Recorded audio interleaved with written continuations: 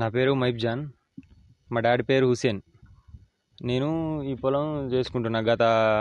మా డాడీ ముందు మా తాత గత 50 సంవత్సరాల క్రితం నుంచి ఈ పొలం చేసుకుంటారు. మా తాత తనంతరం మా డాడీ చేసుకుంటున్నాడు. మా డాడీ ఆరోగ్యం కారణం వల్ల మా డాడీ పక్కకుండడం వల్ల నేను చేసుకుంటున్నా ఈ పొలాన్ని. నేను కొద్దిగా ఈ ఇసుక భూమి చేయబట్టి దీన్ని చదును చేసుకోవడం కోసం గన్లు పడుతున్నాయి, ఎలక పొక్కలు అన్నీ పడుతున్నాయని నేను దీన్ని ఈ ఇసుక మట్టి కాబట్టి దీన్ని ఇసుకని పక్కకు పెట్టి లోన కొంచెం మంచి సాయిల్ వెళ్తుందని నేను దాన్ని చదును చేసుకుందామని చేస్తుంటే ఫారెస్ట్ వాళ్ళు అడ్డుకుంటున్నారు నన్ను.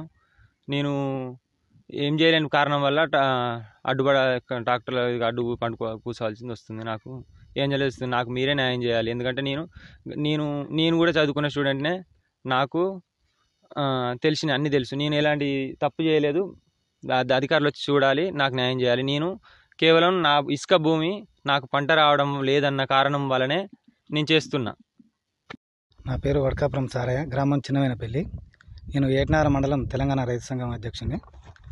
ఈ చిన్నవేనపల్లి గ్రామ పంచాయతీ పరిధి పెద్ద వెంకటాపూర్ గ్రామంలో రైతులు, గ్రామస్తులు అందరం కూడా ఎంత బతిలాడి ఇది రెవెన్యూ ల్యాండ్ అని చెప్పి మేము ఎంత బతిలాడినా కూడా అధికారులు వినకుండా అతన్ని పట్టుకెళ్లే క్రమంలో అతను ఆల్రెడీ కిరోసిన్ పోసుకొని నిప్పంటించుకునేటువంటి ప్రయత్నం చేసిండు. దాని గ్రామస్తులందరం కూడా మేము అడ్డుకొని ట్రాక్టర్లను ఆపినాం. మేము ఒకటే చెప్పేది ఏంటంటే, ఫారెస్ట్ అధికారులు కూడా ఏదున్నా కూడా దానికి ఎంతవరకు చూడాలో అంతవరకు చూడండి. మేము కూడా వాళ్ళని తప్పుపడతలేము.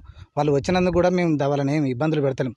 వాళ్ళకు కూడా మేము మంచిగా రిక్వెస్ట్ ఇచ్చినాం, అందరం కూడా గ్రామస్తులం మర్యాద ఇచ్చినాం.